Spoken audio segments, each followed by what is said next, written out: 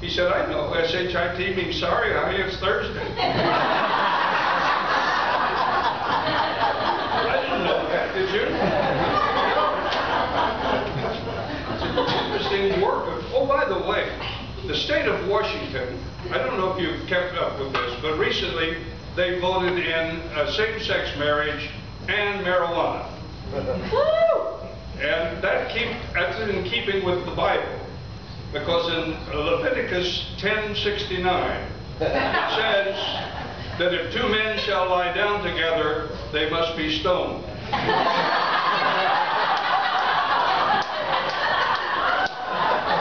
That was pretty smart thinking. No, still not. Okay. Oh yes, by the way, are there any virgins in the house? No. Well, if you know somebody that's a virgin, warn them. There's terrorists up there waiting for them. So they better be unvirgined before they die, otherwise. I know that's not a big deal, but whoops, I'm running out of testing 1, 2, 3.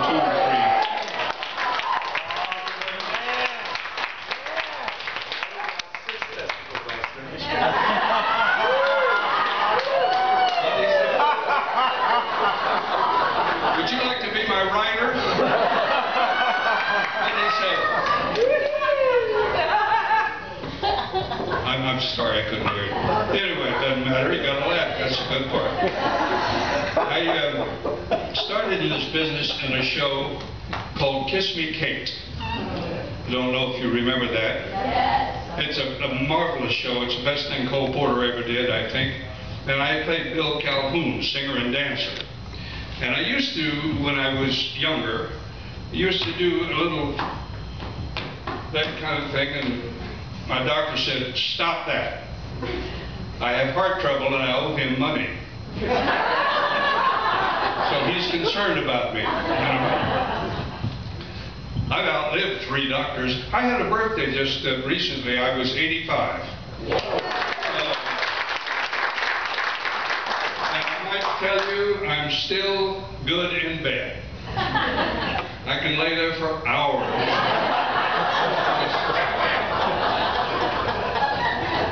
Anyway, Kiss Me Kate, the doctor told me you can't do the dance anymore, so I don't. But I can tell you about it, so, you know. But I've outlived 3 doctors, and on the 3rd one they said he retired. At the funeral they said that. He retired all right. So I needed a new doctor. I started looking around for somebody, and somebody told me about a new young doctor from Israel that just came over, Dr. Fromberg. And they said, he's the greatest diagnostician you ever saw in your life. And I said, well, that's what I need, something to tell me what's inside. I got a car, they put it on a computer, they know everything that's wrong with it. But nobody can do that for me. So I went down and signed up. And when the first day came that I was to be an appointment, I went down to Beverly Hills, a very nice office, beautiful thing. Very small ante-room, waiting room. 4 chairs is all they had, and 3 of them were filled. So when I went to the nurse, she said, fill this out, please. And I said, okay, no. They actually asked me, does your grandmother speak Yiddish? My grandmother was a hillbilly from the Ozark Mountains. I don't think so. Anyway, finally, a guy came in and said, I have shingles. Told that to the nurse. And she said, okay, sir, fill this out, and the doctor will see you. He sat down and started filling it out. He came back and he said, I have shingles. She said, I know, sir. We all know. We've all heard that you have shingles. And the door opened, the doctor stuck his head out and says, who has shingles? This guy said, I do. He said, where? He said, out in the truck. Right away, he diagnosed the whole scene. Now the doctor comes out and he said, ladies and gentlemen, you're new to me, I'm new to you. And so I'm going to ask each of you a question about what problem you're having. And if I can give you the answer here in the waiting room, you won't have to pay for a visit. And I thought, I like this guy already. And he went to a lady and he said, "Madam, what is your problem?" She said, "Doctor, every place I touch myself, it hurts." He said, "What do you mean?" She said, it's unbelievable. If I touch my wrist, excruciating pain. If I touch my head, it's just awful. If I touch my knee, excruciating pain. What could it be? The doctor said, "You have a broken finger." Diagnostician. He went, about that time, an old man, I couldn't believe this. He came walking in, all bent over with a cane, obviously in great pain. And he would just, and the doctor just guided him right into the office. About 2 minutes later, he came back. He was walking straight as a string. And I said to the doctor, "What'd you give him?" He said, "A longer cane." Logic. This man had logic. I like that. He went to the guy sitting next to me and he said, "What's your problem, sir?" He said, "Well, Doc, every morning about 7 a.m. I have a bowel movement." The doctor said, "Yes, what's wrong with that?" He said, I don't get up till 10. Whoa! I thought, he's got a problem. Then he says to me, "What's your problem?" And I said, "The same problem all men my age have, prostate." He said, "I'll have to see you in the office. We'll do some tests." And he left, and the gentleman next to me said, "Prostate trouble? What's prostate trouble?" I said, "I pee like you talk."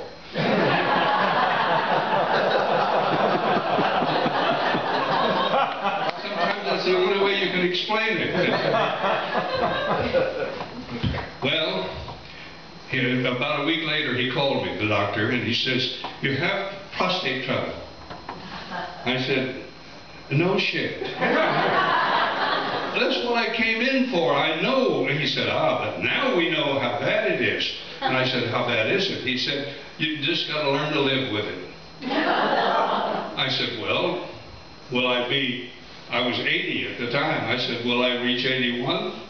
He said, "I don't know." He said, "Do you play golf or anything like that?" I said, "No, I got a bad shoulder. Can't play golf anymore, no tennis." He said, "You go to the beach and sit in the sun?" I said, No, I know about that, because I get it on top of my head all the time." He said, "You drive hot cars, go out with young girls?" I said, "No, not anymore." He said, "What the hell do you want to live to be 81 for?"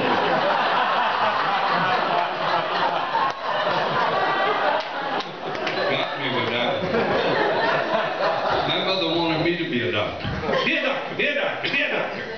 Is there a man in the house whose mother didn't want him to be a doctor at least once in his life? I was 10 years old. Be a doctor. I said, "Mother, wait till I'm 20 or so, you know, and we'll talk about it." And when I was 20 or so, she said, "Now, you go to college, you'll be a doctor." I said, "No, I've changed my mind. Don't want to be a doctor." "What are you going to do?" I said, "I'm going to go in show business, because I found out there's some beautiful girls in show business, and I love beautiful girls." Well, that didn't please my mother much, but I went in show business. And I worked hard, and I worked very hard. And my opening night at Sands Hotel in Las Vegas, I came out, and seated right in front of me was a man with 2 of the most beautiful girls I had ever seen in my life. It was my doctor. Should listen to your mother once in a while, you know? And the next day, I went to the pool. I wanted to get a little Vegas sunshine stuff.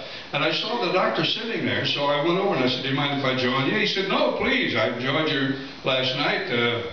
We can talk about anything you want to talk about." And I said, "Well, did you like the act?" He said, "Oh, yeah, I liked it. Good. Fine." And about that time, I hear, "Help, help, help."